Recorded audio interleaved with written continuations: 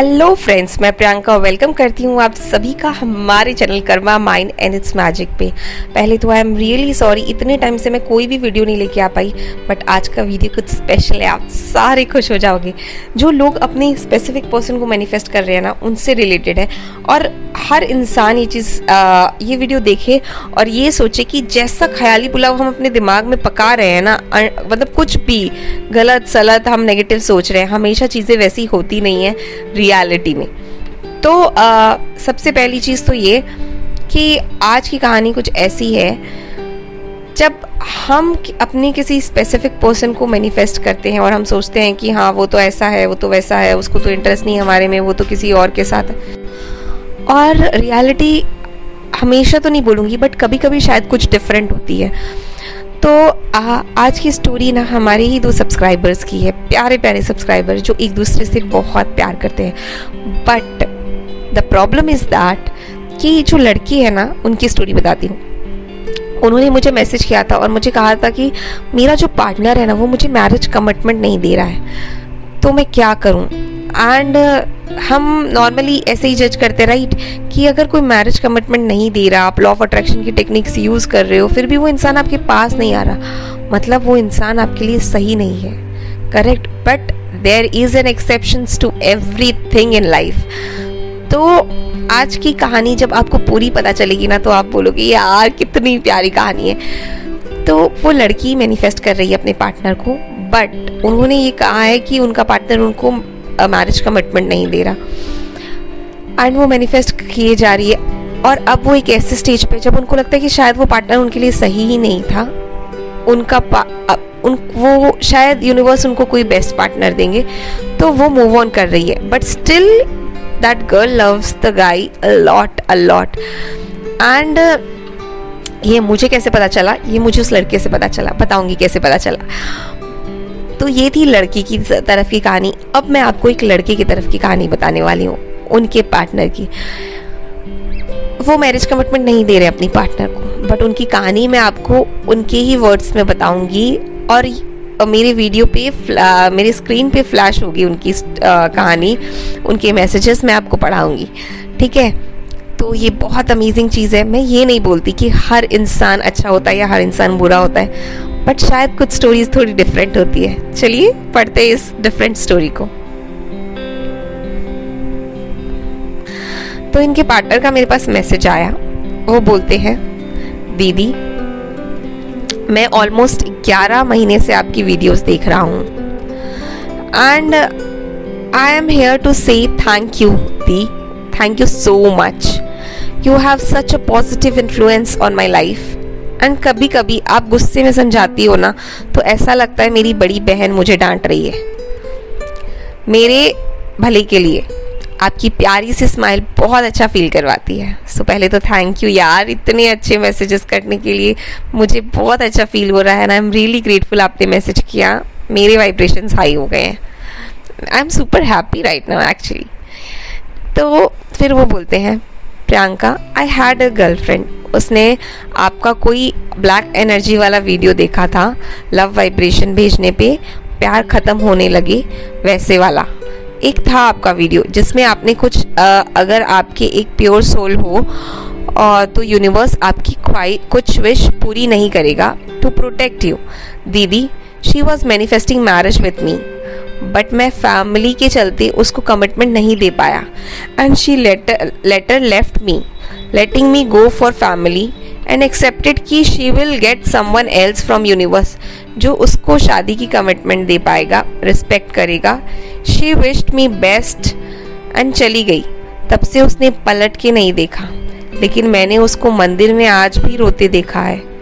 मुझे पता है वो मुझसे बहुत प्यार करती है, मेरे बिना उससे नहीं रहा जा रहा है, मैं भी नहीं रह पा रहा हूँ उसके बिना। लेकिन मेरे घर पे प्रॉब्लम्स है दीदी, मैं नहीं मना पाऊँगा घर पे, और ना ही भाग के शादी कर सकता हूँ। मैं आपसे पूछना चाहता हूँ, क्या मैं ब्लैक एनर्जी वाला लड़का हूँ? सच में आप मुझसे सच बता देना, मैं माइंड नहीं करूँगा। आप मेरे से बड़ी हो, आप बस मुझे सच से रूबरू करा दो। पहली बात तो जो लड़का ऐसा सोचता हो और जो लड़का इतनी फीलिंग्स रखता हो सामने वाले पर्सन के लिए, वो कभी ब्लैक एनर्जी वाला हो ही नहीं सकता।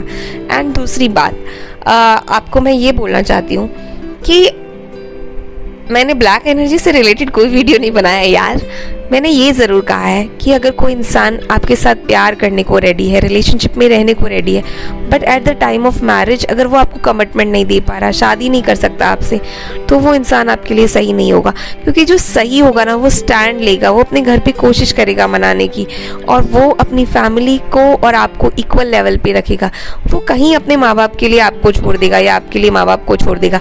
ऐसे पर्सन सही नहीं होते। जो इंसान अपने रिलेशनशिप में बैलेंस नहीं क्रिएट कर सकते हैं, वो इंसान किसी न किसी रिश्ते को तो कभी ना कभी धोखा देगा ही। तो अब आगे बढ़ते हैं। तो ये जो आपने मुझसे पूछा था ना, सच से रूबरू कराना, ये आपके लिए था। सो आगे इन्होंने लिखा है, दीदी मैंने अपनी गर्लफ्रेंड से कैजुअल रिलेशनशिप स्टार्ट की थी क्योंकि मुझे पता था मेरे घर वाले कास्ट के बाहर कभी शादी नहीं कराएंगे। वो भी शुरू में रेडी नहीं थी कैजुअल रखने के लिए, लेकिन बाद में वो सीरियस हो गई। वो भी शुरू में रेडी थी कैजुअल रहने के लिए, लेकिन बाद में वो सीरियस हो गई। कहने लगी शादी कर लो।